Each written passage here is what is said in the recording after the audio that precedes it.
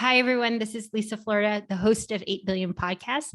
And in this episode of The Note Closers, Scott and I talk about the Orange County, Southern California foreclosure market now that the moratorium is done. But we also talk and delve into how I'm going to be the next healer for the homeowners. So stay tuned for this episode and you won't want to miss.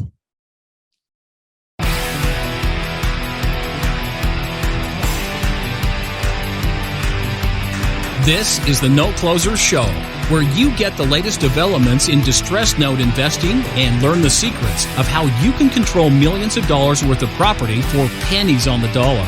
Get educated and entertained by someone who has closed thousands of deals and lives to support you in achieving the same. Now, here's your host, CEO of We Close Notes, Scott Carson.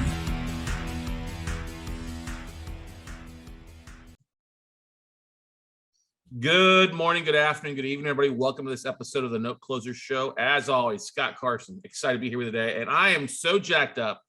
We've got a very special guest that I think for those of you guys out in our California investors, our California audience out there, you're going to love, because this lady has her, I would say, her ear to the palm. She's got her ear to the ground. She knows what's going on in the market out there because she's been around longer than 60 seconds. This is a lady that's been through some ups and downs in the market out there and just absolutely is a professional. And I'm so excited to have her on today to talk about what's going on there in Southern California. She's a real estate expert in specialized assets, and she's actually the host of the 8 Billion Podcast, which you want to check it out and hit the subscribe button. But she's the managing partner of the Myriad Grouo. It's a boutique real estate firm that specializes in short sale, pre-foreclosures, and foreclosed assets. And she's been around since the last downturn, like yours truly, working with the likes of Bank of America, Wells Fargo, Indymac, or One West Bank now, as we call it. And she's just a phenomenal person. She's committed to serving others in her work in real estate. And one day looks forward to expand the 8 Million Podcast project to work on a global cause. So we're so honored to have Liza Florida join us here on the Note Closer Show podcast. What is going on, Lisa? How you doing today? Oh my gosh, Scott, it is amazing to be here. And you made me sound so wonderful. That's because you are. Come on now. I think video camera off. Just kidding. No, leave the camera on. You're golden. But the thing is, I like to say, I think those have been around longer than 30 seconds or so. We do so much stuff. And I think we forget a lot, kind of how awesome we are in a lot of cases, how we work with so many people, or that, we've taken the lumps going through something 14, 15 years ago and still being around today. Don't you think? Oh, absolutely. Yes. No. That I was like, we know that markets cycle, but I was just to see it come around again. I was like, holy, oh my goodness. And we are right at this. We are right on the cusp of it. I think it's already here, to be honest. It's just not like announced on the media yet.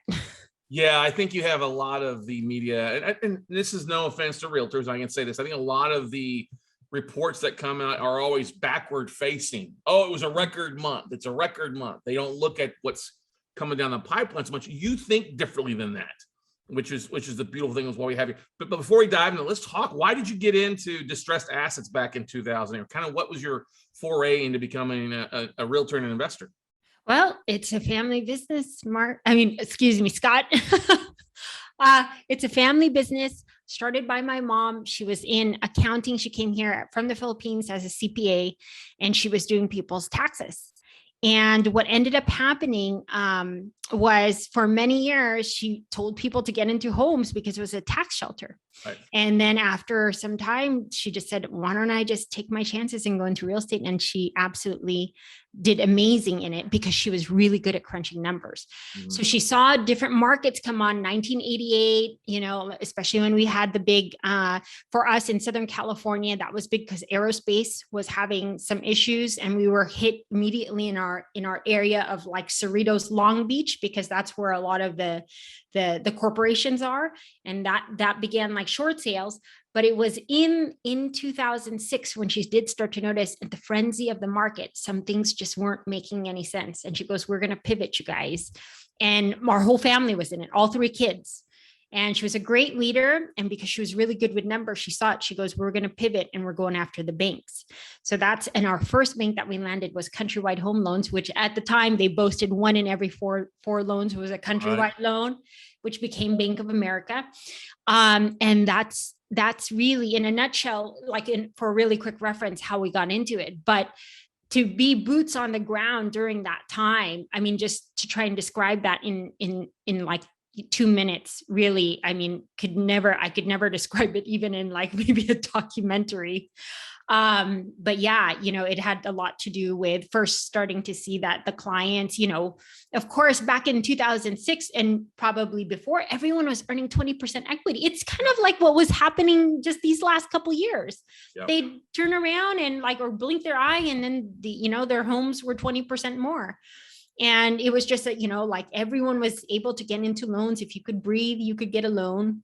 If you could prove you had a pulse, you could get a loan. Everything was stated income, stated assets. Liar loans. You had the as we like to call it, the pick-a-pay, the negative amortization loans, which were so big, which was part of the downfall of Countrywide. It was huge. It was huge. It was those introductory interest only, right? And then once it reset, everyone was like, what do I do? And then the equity wasn't there. Oh. And it was huge because, The Big Short actually documents the whole thing where they hedged against the actual market, right? Or they bet again, or they purchased against the hedge funds that were, and they were lying because they said all these papers were good, and they were not at all good. Everything was cut and paste and doctored, and a little bit of mortgage fraud going on back in the day. A lot of mortgage fraud, yes. And to say the least, we were fortunate enough that because my mom was really good with numbers, we understood how to package short sales. But on top of that, I mean, what you couldn't beat was the volume of people that were in default as opposed to the time they had on their hands. And even the banks were not ready for it. Yeah, I think it's the biggest thing is the banks never expected it to be what it was.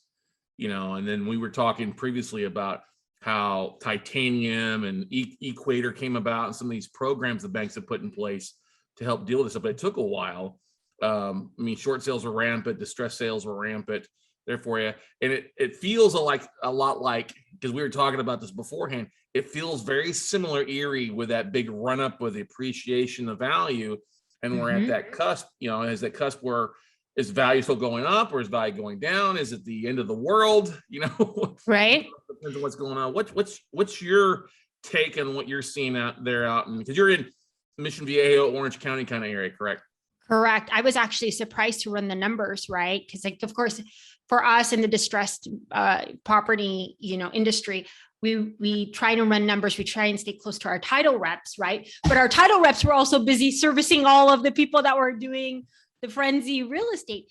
So in the most recent report that I ran in just Orange County alone, I had NODs. So I ran the what do you call this? Your MLS search for keywords and stuff like that. Correct. My research for end of July to current, which was last week. And in Orange County alone, there was 450 people with a recorded notice of default. Ooh. So I am literally boots on ground. I literally have identified who these homes are. Of course, I still have to do research because, I have to find out, you can't always get the most accurate. And what I do is I try and go out and I try and reach out to, I'll try a couple of times a week. I'll try to reach out to some of these families. And, you can only do so much because I'm pretty sure that they're inundated with so many people bombarding their mailbox, but I try and at least reach out and try to get an appointment so I could serve as an advocate. But that's just Orange County alone. And with the network of distressed property real estate agents that I work with, they're anticipating that they're saying that currently right now, what you're only seeing is about 30% of what's really to come. Oh, wow. So you're expecting, let's just say, so basically the 400 plus that you're talking about right now really kind of is really more so 1,200 here, you think, in the next quarter? Yeah. And wouldn't say potentially in the next quarter, only because with the mortgage moratorium ending on September 30th, the banks are now allowed to report FICOs on October 1st, but likely they're not going to, because they're going to get everyone that's had forbearance like all rallied up and saying, okay, this is what you owe. And let's see if there's a portion of it you can pay, if you owe the whole thing. Because of what a lot of American homeowners don't know, that when they agreed to these forbearance programs, they didn't really know exactly what their agreements were. And what I was telling I was doing a live stream yesterday, is that you come from so many different people, so many different backgrounds of either people completely job lost, some people only made partial mortgage payments, some people missed payments, some people went the whole 18 months. Yep. So when you're talking about, let's just say an average mortgage here in California, 3,500 times 18 months, that's 63,000. The banks ain't going to say like, oh, I'm just going to tack this onto the back and you can go ahead and make your mortgage payments. And I'm telling you and your audience that this is true. I've already had 2 people that I know personally as friends that have gone back to their banks and tried to get out of their forbearance, but I think one of them was like, okay, make a payment for 3 months at this rate, which was higher. And then we'll go back to, your other, but it was higher. So, you're talking about people that have, in some cases, job loss, career changes, business losses. Like, how you can't just take, you can't just pick up from where you left off. You also have this big balance that you haven't paid for probably 18 months. Mm-hmm. And what people don't understand is they're technically delinquent until they are reinstated in the system.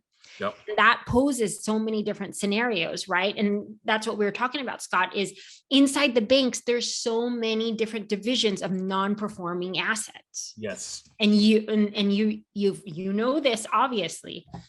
And then once you decide a route, it's like, okay, get in line under loan mods, get in line under refi, if you can even qualify for a refi. Right. Yeah. Get in line for the short sales. Get in line for the short sales. Oh, No. you're pre-foreclosure? Okay, go ahead and here. And you can stand in both lines. Exactly. Now, when you just pulling your numbers and seeing the 400 plus, you probably have it and figuring an average mortgage payment of 3,500. Any insight into the average of months that maybe some of these people are behind? I mean, I know that when we pull foreclosure lists, sometimes we're able to see, hey, they're 6 months behind or 12 months behind, or well, in most cases, we're pulling ours from either our title reps. Black Knight is another great source, Property Radar, right? But then you still have to do all of your research. So what I do is I pull from those sources, and then I kind of scrub the list, and then I go to my title rep. But as far as us knowing exactly how long each of them are, like most of the homeowners are, it's kind of hard to say. What we do know is, according to Black Knight, about 1.6 million, this is prior to forbearance. I mean, the forbearance program starting, 1.6 million homeowners were actually, are estimated to be on forbearance, right? But they didn't report for 18 months. So you don't really know. And those numbers don't add up in accordance to like, how big was I think I mentioned this also last night. I think about at the height, 50 million Americans were unemployed or on EDD. Yeah, that's why they say that there's somewhere at the peak was like 4 million forbearance agreements or modifications. And a big chunk of that obviously is your government, your Freddie, your Fannies, your Ginnie Maes and stuff like that. The VA loans, and we see a big default rate in those. And those, literally the lenders are taking and putting the 6 months or the 12 months to the face amount of the note and just extend it another 6 or 12 months. But there's so many other loan programs out there that aren't the government backed. Correct. That's what you're talking. And that's the thing I love what you're talking about, is you're seeing insight in a market that's been as hot as Orange County. We often joke about California being so overpriced, and the demand, people are just gobbling up like crazy. You shouldn't see defaults if people wanted to sell, because they should have that get out of jail. I'll just list in the market, get a price and move on and cash out a little stuff. That's not the case, right? No, it's not the case. And I'll just give you an example. So I started, I'm going to do all of Orange County, and it's literally the list that I have will take me probably 3 months at the rate that I'm going out. Right. But then I also have to consider that if I put out all of this, I have to make the appointments and make time for those people to schedule with me. So I can't do too many at a time. But let me just give you an example. Next neighboring city to us is Ladera Ranch. Yep. Out of my 8 homes in Ladera Ranch that I was reaching out to, 2 were already under notice of notice of trustee sale, and they were in high-end gated communities. Yeah.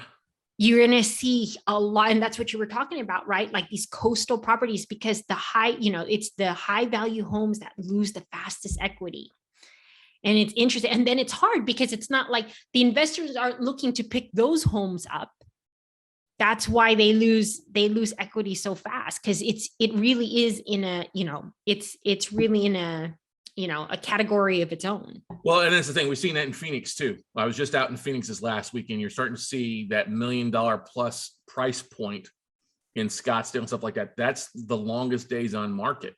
Yeah. People trying to sell that. And people, if they're out of a job and it's a second home, or, they're not making any money, a year of payments not being made, or a year on the market, you're going to get motivated. So seeing homes drop from 5 million to 2.5 over the year. Yeah. It could potentially be great deals for somebody to come in. I was curious though, have you seen an increase in short sales listings or on the MLS or, Yeah. Interestingly enough, for everyone boasting how hot this market was, I had a client that actually, that came to me about 2-3 weeks ago. They told me Anaheim. So Disneyland Anaheim, guys, point of reference, right? Wow. But they were, I think they were at a max sales price of about 700,000. Out of the 12 listings that I could find, 2 were already in short sales, over 100 days listed. That's why I'm seeing a lot of these things don't make sense. So in media or wherever you're getting your reports, everyone's saying the market's hot, but I'm like, why are there short sales? Or why am I visiting these homes with recorded NODs? Now imagine these people with recorded NODs. I'm still trying to figure out what their situation was, because typically I would think for the last 18 months, the forbearance programs protected them, the foreclosure moratorium. So I'm curious to see what their issue, or what their issues are as to why they're this far and they're not listed. I'm like, especially within a notice of trustee sale, you would think they were either listed or, and they would be in some type of negotiation inside the banks before they can even get a notice of trustee sale. Exactly. Or if it's a short sale, it's got to be listed, is what, it used to be a requirement to even submit in a short sale package in a lot of cases too. Yeah, correct. So you are seeing a lot of that happen. And then even across the board, when I'm when I'm masterminding with a lot of these agents, a lot, and what's really sad is you have reverse mortgages too. And imagine these are people that, these are older senior citizens that have relied on the equity of their homes to keep them there. And the only way to get out of it is a short sale. And you're thinking, gosh, you're in your older years, you shouldn't have to be thinking about this stuff. So it's really interesting where this is all going on top of the fact that, and I'm pretty sure that all eyes are on this, that we have to raise the debt ceiling by the 18th. Yeah, that's definitely an interesting conversation to think about what's going to happen. And your heart goes out to folks that are, especially the elderly, they've gotten a reverse mortgage with the idea that, hey, we'll live off the equity, not have to make a mortgage payment. But now we're upside down. We're upside down. Yeah. And the banks don't want to carry that upside down debt anymore. It's also the fact that banks bet on appreciation continue to increase as well too. Yeah. And Scott, really, you working inside the banks, granted that for a short sale, you give a hardship letter. The banks don't see things like I'm a senior citizen or I'm going to be out of house. Banks see numbers. They, they calculate the risk. That's all it is. And then I was telling people, I was like, with this forbearance program, do you think the banks are going to forget what you owe? They are not going to forget. I said, they are in business as bankers to create money or to create profits from interest from us. So I'm all like, why do you guys think that? Oh, it's so easy. Just not make a payment and figure it out. You know what I mean? And well, that's the thing. It goes back to 2009, 10. You had banks that were taking short sales and then negotiating unsecured second liens, unsecured loans with the borrowers that were walking away from negative equity. Like, okay, yeah, we'll approve the short sale, but you're going to have to start making a payment on this $50,000 loan, which you're writing off at $500 a month. So it's not really, and we're not going to forgive the debt. Now, obviously, if you've got the deficiency or you can show to be insolvent, I think it's what IRS form like 928 or something like that. Yeah. You're going to write off those deficiency judgments without even worrying about paying it. And then also depending on what kind of state you're in, whether it's a one action state or a multiple action state in the foreclosure process, There's some different things you got to worry about. Now, I had a question for you. Have you, on the report you pulled on the 400 plus, did you see the lender? Did you see who the bank is on a lot of those? No, I didn't. I would have to go on tax records to see a lot of who those banks are. But just because I got in touch with you though, Scott, I'm definitely looking at who those are, because that is definitely going to be an option for me now that I have you as a connection, is to be able to see what banks and then see where these homeowners want to go. Because a lot of them, they really do. They're not listed because they can't come to terms with the fact that they have to sell. But here's the thing. What they're working against now is time and equity that they potentially have. Right. But as the market gets, as more properties start coming on the market, that equity is going to start going down and they're going to be losing it. So it's kind of like, it's distressed market. The distressed property market is a completely different beast. And I mean, you understand for good reason, Yeah. And it's different in especially in those higher end homes. $1 million home, it's a different model than buying $500,000 or even $300,000 or even $100,000 in our neck. I mean, $100,000 out your neck of the woods is the doghouse. You know what I mean? On the outside, a lot of cases, or it's a it's a tent on a lot for the most part, right? Right. Absolutely. Yeah. We are really in unprecedented times. Now, I want to throw this in here. This just came out in the news a couple of days ago. We were just talking about prior going on and this should release in the next week or so. The added difficulty of what's going on in California with the fires, the drought, the oil slick on Manhattan Beach and stuff like that would happen just recently. Have you seen some, and it's maybe too soon to talk about that, but have you seen concerns from buyers and sellers struggling with that stuff, or any buyers that come in like, I don't know, because of this A, B, or C, or people more motivated to sell to leave California because of those things? I feel like, a lot of them were just recent, like the oil spill. Yep. But another thing too, is if I don't know if it's me, if you guys see the news, but our ports are backed up. And I don't know if that's happening just across the nation, but our Long Beach and LA ports are backed up, right? And so they're saying buy your Christmas gifts now, because there's going to be a shortage of goods come the holiday season, and everything is inflation. I mean, inflation is going to rise. Everything's going to be more expensive, as if it already isn't.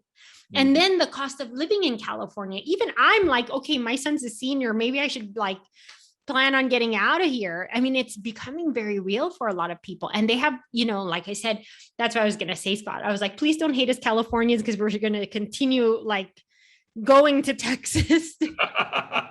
Well, Austin is just California East, as we've gotten to the point to say, because we've seen an average of 50,000 individuals coming into Texas from California on an annual basis. And it's, especially on the north side of town. I mean, we've seen that really much, so much with the average median home price value going from like 396 to 500 now here in Austin. Yeah. Part of that is because of people moving from the West Coast to have $1 million housing budget. They sold their house off. They got some equity. They don't mind paying 50 to 100 grand over our list price to get a deal, because we have such a small amount of inventory. Yeah, no, it's like, that's what I was saying. As far as natural disasters, I mean, we've had to deal with earthquakes, but even just in the last 5 to 10 years, these fires for us are just really, I mean, it's really sad to really watch your state just go through all these fires. And then if it's not up north, then it's down here. If it's not on, the Malibu side, it's inland. It's just like, I was like, does someone go around and start these things every year around the same time? Well, that also asks the question, because then you start running into insurance costs being exorbitant. And the same thing happens in Florida or on the East Coast with hurricanes. In Louisiana, insurance, everything's being below value, stuff like that. That's another cost a lot of investors may not initially consider when buying assets. What's the insurance going to cost me? Yeah, absolutely. No, it's true. Everything counts now. And now more than ever, you're going to start seeing that. I think there's going to be less consumer spending. And I think it's going to, I think it's because we need to bring the value of the dollar back up, I mean, and we knew this. I mean, they've been saying it for a long time. We're just printing too much money. And I know this is going off random things, but I was just watching Robert Kiyosaki just last night was talking about, he's saying that he predicts the biggest financial crash in history. Yeah, And of course, we're not trying to scare anyone or anything like that. Everyone has their own opinions, but obviously he says he's excited about it because for him, he's a big capitalist. He's gonna load up on Bitcoin. He said gold and silver. So, well, it's the thing. There's opportunities wherever. If there's everywhere. mud in the water, especially your own, run towards it, not run away from it.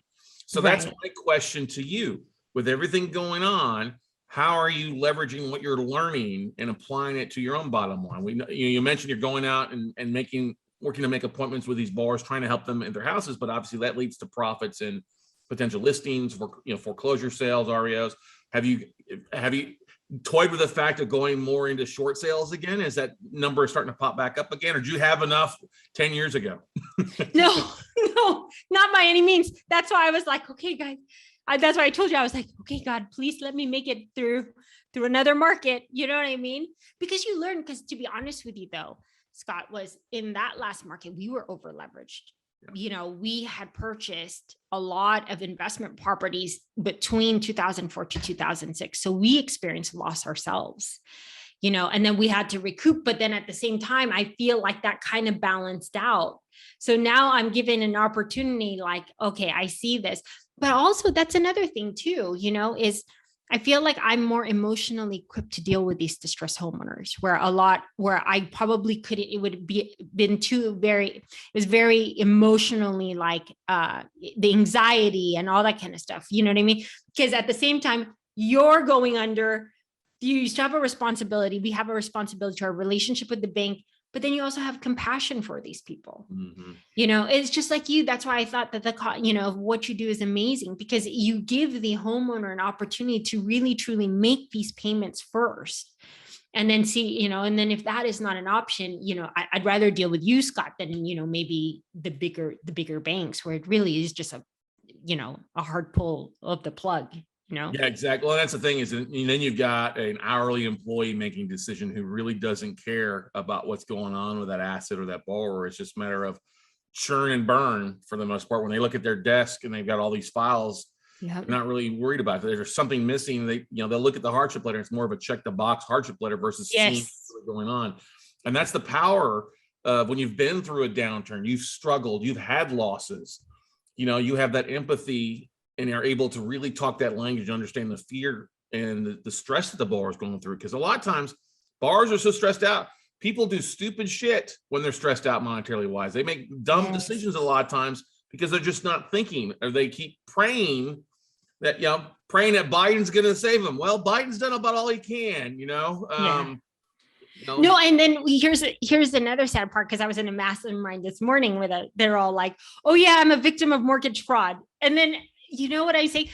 But our coach was like the head loss mitigator for Indymac Bank, for CLOC paper.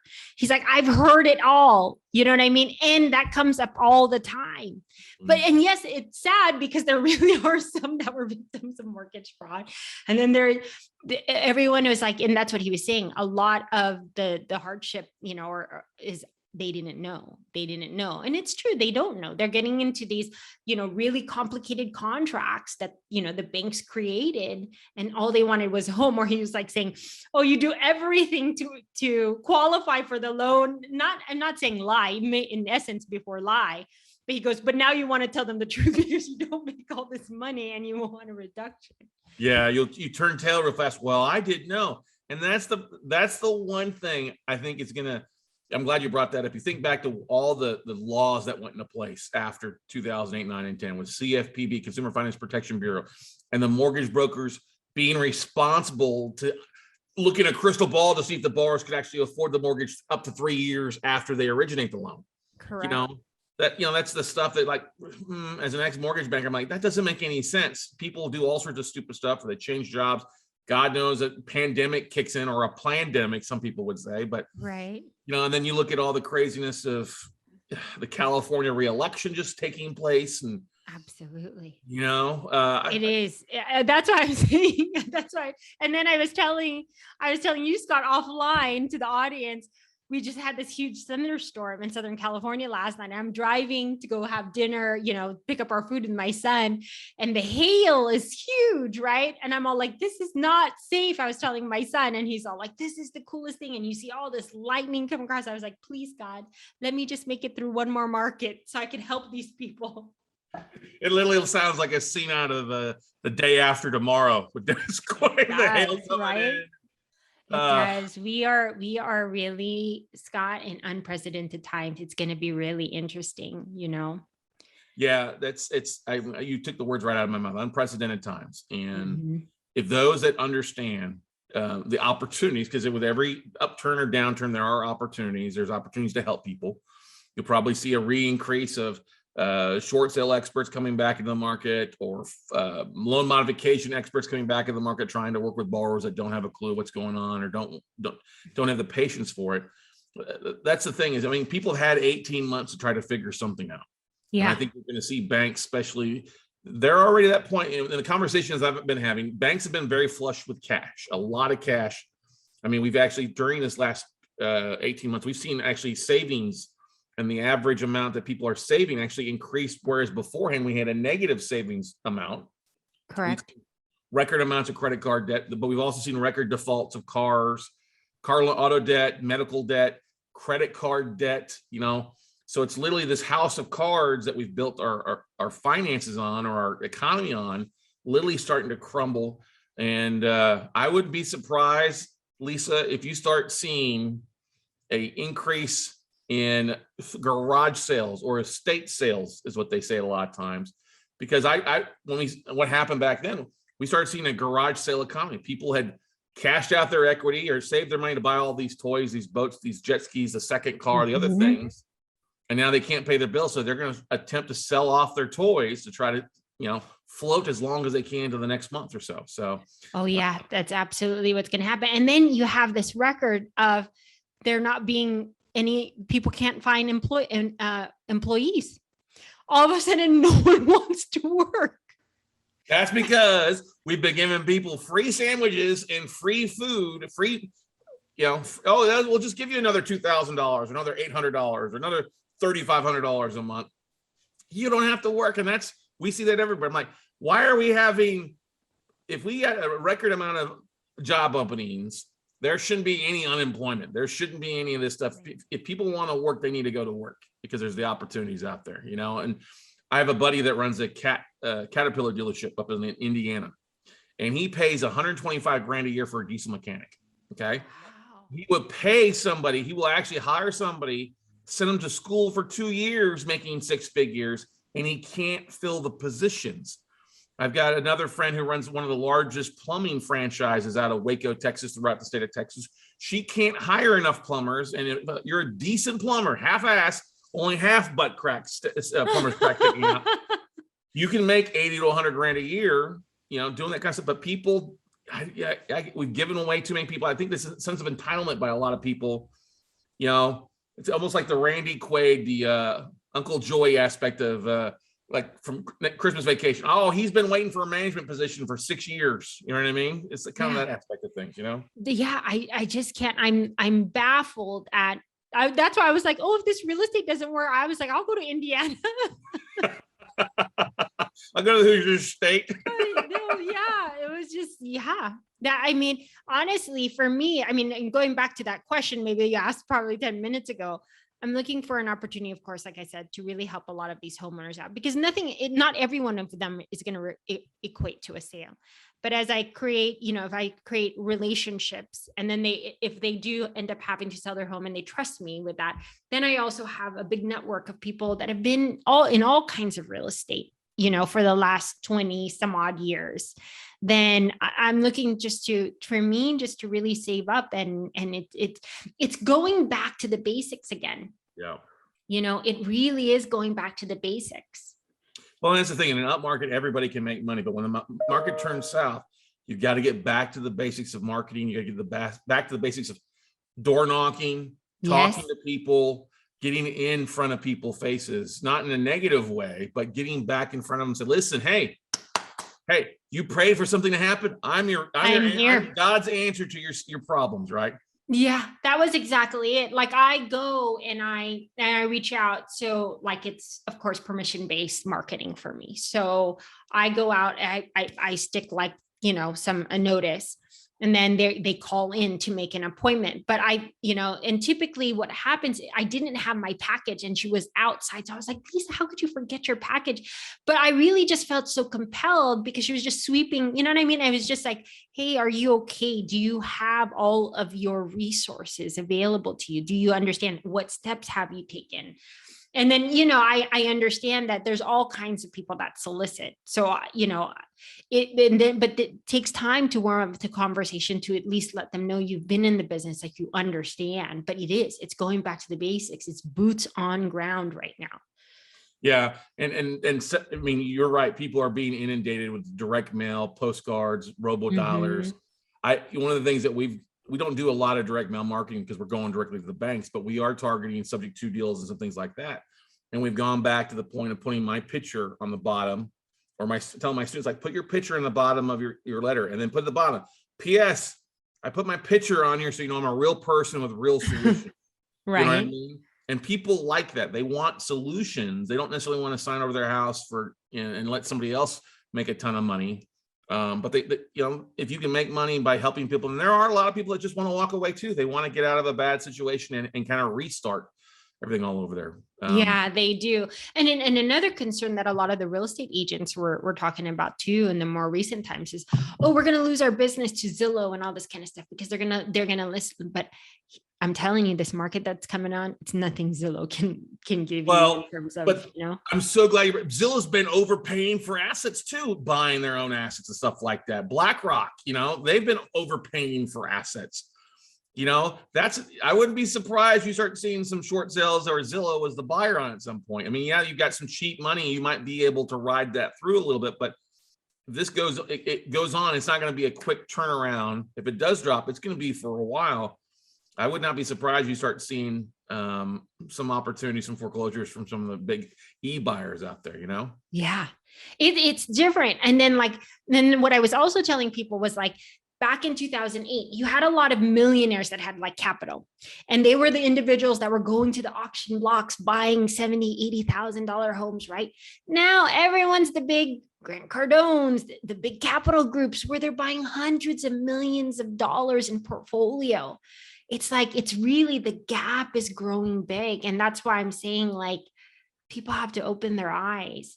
And I get it, because there's going to be a lot of Americans that if the market crashes, they don't have the money. But what I'm saying is, it would behoove you right now to save and, really save while we start undergoing this, this correction, and just, going back to really the basics.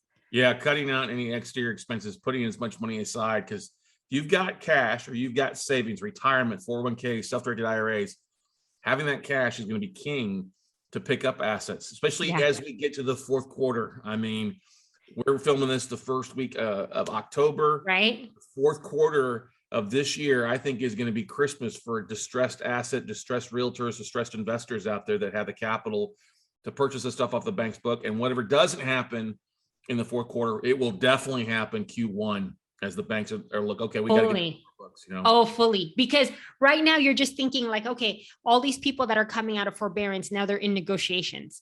So depending on what type of negotiations, they might get a reporting on November 1st. It's going to just start trickling. By 3 months from now, you're going to have your NODs. Well, that's the thing. You have such a unique thing in California too, with it being a non-judicial, correct, judicial foreclosure. Owner occupied, you have a judicial foreclosure. Non-occupied investment, it's going to be a non-judicial. It's a faster foreclosure process. So you've got that thrown in the mix as well too for you. Correct. So there's so many different, there's a lot. And then you also have what's going to trigger now is because the eviction moratorium ended or lifted in August, right? The only reason you're not seeing too much of a frenzy right now is because the actual physical part of it has not happened, but all the reportings have started. But once that starts, the physical eviction start, we are in for a big show. That's why I'm all like, and everyone was like, well, how come this? I mean, we could foresee it. It was just like, we knew. It was like the people from, like, what was that? The Big Short. They saw it. But me, I was already posting about distressed property short sales on my Instagram. I got like no likes, maybe 10. So thank you to all of my audience, right? That did. And I was like, gosh, they're not listening, but it's okay because everyone will be like, what are you talking about? This is a hot market and it's going to stay like this. I was like, that's what they said in 2006 and literally overnight. Exactly. Now let's talk a little about your passion. You've got an amazing podcast in the 8 Billion podcast. Let's talk about that. Oh, thank you. All right. Tell us about it. Tell us about why people need to listen to it because you do such a great job with it.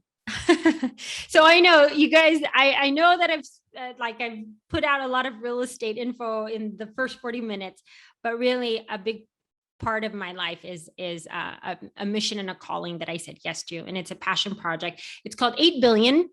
Right now it serves as a podcast and I'm hitting my 1 year next week. So yes, I'm so excited. In the first year, I hit the top 5% in global podcasts on Listen Notes. So and everyone will say, well, how did you do that? And what was really interesting is when I set out at first I started live streaming in the Philippines. And then I ended up starting the podcast because someone said, do you have you ever thought about doing a podcast? I said, no.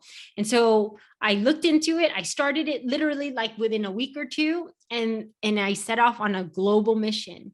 And what I wanted to do was just share inspiring stories of people that were finding their purpose and passion. And I was able to, and believe me, there's no shortage of it, Scott. Right. And they're in every division. There are people that have given up 20, 30 years of their career and have said, forget it. I'm going to do what makes me happy. I think that's partially why you're not finding a lot of people that want to be employed, because they're finally deciding that they are going to take that leap of faith. And even if it really overhauls their lifestyle, they're willing to be more committed to what their heart tells them. Yeah. And that's the thing. I think also too, I think we need to hear those stories because of all the doom and gloom and the negativity on social media and Facebook. Having positive and inspiring stories is something we don't see on NBC, ABC, CBS News at nights. And that's why I love so much about your podcast is such the great stories that you're sharing out there of people literally being committed to their why or saying enough is enough. Hey, boss, man, take this job and shove it. I ain't working here no more. And I want to go Correct. do something, Yes, no, absolutely. And so that's exactly what the 8 billion mission is. I do believe that we are in like I kept saying is unprecedented times. And what you're going to start seeing is a rise in different leaders that are coming up from like more of the heart space. It's not always going to be about the revenue and profiting and all that kind of stuff. It's really people genuinely concerned about like each other. And so I share those stories and it's more about people like that have, they go down a road of healing and they're empowered and they're speaking their voice. So I've been fortunate enough to, I think, record 43 episodes. I've got another season lined up already. So it's been amazing. And I really do hope that as travel restrictions, hopefully we'll see start to lift, depending on where they decide that they want to go with restrictions, that I would take this podcast global and then eventually use it towards different causes. So lots in the works. It's really interesting. You're not an underachiever at all, are you? No. Everyone's like, how do you do everything you do? And I was like, I don't know how to not do this. It's just the weirdest thing. I was like, almost if my life isn't chaotic, I feel like it's too quiet. And I'd be like, I'll go find something to do. I'll go find the reason to go save the world. But right now I'm going to be the healer for the homeowners. I love that hashtag. I know, I only thought of that. You got to throw that up, the hashtag healer for homeowners. That's a great marketing right there. You got to put that on every flyer, business card out there for you. Well, that's what I was thinking about though, Scott, because it comes a time when like a lot of them just need to know that they're okay with their decision. Right. And that it's okay. You know what I mean? Because we are dealing in this age of like social media and everyone's ego is boosted. And you know what I mean? And so it's hard when you come from $1 million properties and it's just not, I mean, you just can't afford it anymore. Like sometimes it all is just about that person having compassion and just saying like, I understand, like, or I've been down that road. Like, I know what it feels like to take that next step. I have to tell you, I just searched while you were talking there. Healerforhomeowners.com is available. You better go grab that. So you heard it here on the Note Closers. That's guys. exactly right. Healerforhomeowners.com. It's International announcement, everybody. He's taking the United States by storm. Yeah, don't worry. I can help heal you and do your short California sales. realtor from California to Florida, the healer for homeowners, right there, ladies. I know, that is so crazy. I don't know. I think I was sitting on the toilet and I was like, healer for homeowners, right? I looked up at this guy and I was like, God, really? Are you I'll just go with it. Like, we're giving you these blessings. Hey, you know what? He speaks to each of us in his own time and his own place. Yeah, he does. You know, absolutely. What's when you think about it, I mean, you've been through things, you've seen the good, the bad, the ugly out there, the ups, the downs. You've been around longer than 4 minutes. I think that's, the fact that you've been around works in your favor too, versus so many new realtors getting in the market because, it's an easy market. You've got a poll, so everybody wants to be a realtor. We saw that here in Austin where 67% of the realtors actually stopped being realtors during the last downturn. You'll probably see something like that again here in the next 12 to 24 months as well too for you. Mm-hmm. Yeah. Big goal for you for next year. What's your big goal? Have you started working on your 2022 goals, Lisa? Yeah, absolutely. Like this, like what I was saying is I never knew that I'd see the day when this market, of course we were watching it. I knew it just because of forbearance, but I didn't know it was just literally going to come on like this, even though we're watching the statistics. Because like what I was saying, Biden can extend as far as he wants, but the banks are going to be like, no, it's not happening anymore. Big goals for me. I'd really love to expand like 8 billion to go global. So I'd like to do some projects outside of this country. From a real estate perspective, what I'm going to do is just continue to be that resource for these homeowners, whether, you know what I mean? And I'm, as long as my body can handle, if I can build a team around it and I can truly educate them, which is really what my mom taught us as the kids, right? Like really be of service, really give them their options. And they come back because they trust you.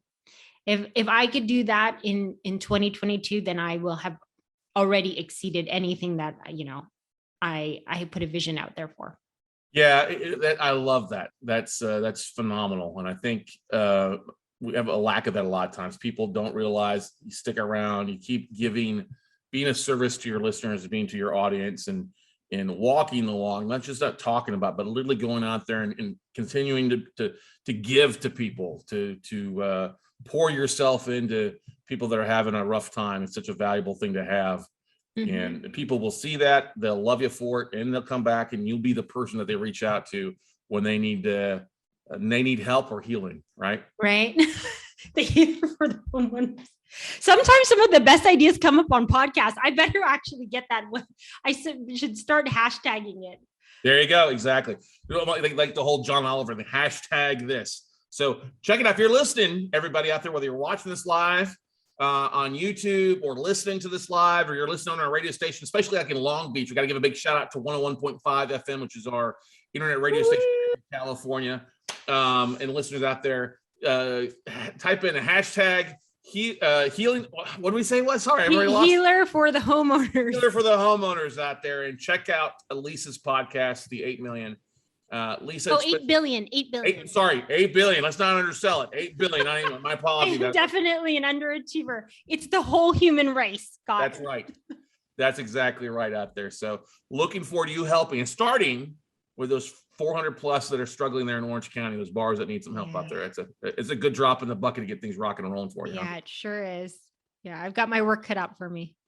What's the best way for our listeners and our audience to connect with you?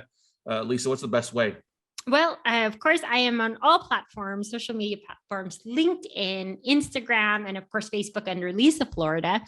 I have a website, lizaflorida.com. So that's Liza Florida, like the state.com. But yeah, just that, not the state. And of course, I have a website for 8 billion. So it's 8 billion project, and that's spelled 8, EIGHT.com. So you can find me on all of those platforms. And like I said, if you have any questions, please DM me, especially if you are a homeowner in distress. If you're not in California, I can at least plug you in or at least refer you out to someone that's in another state. So just remember, that there's laws that apply to each state, and so you need to definitely get with those people that are your specialized agents in those areas. Awesome. So check it out, Liza, Liza, Florida.com. She's very active on LinkedIn. Check it out. Connect with her, guys. Check out the podcast. Hit the subscribe button. Amazing stories on the podcast. And I think everybody get out, binge it, check it out, and take some action out there and be an asset to everybody out there. Be a healer for your own homeowners in your own community, everybody out there. Liza, thank you so much. This has been such a fun episode as always. And thanks for coming on the Note Closer Show. No, thanks for having me. It's been an absolute pleasure. Awesome. All right, guys and gals, go out there, take some action, and we'll see you all at the top, everybody. Bye.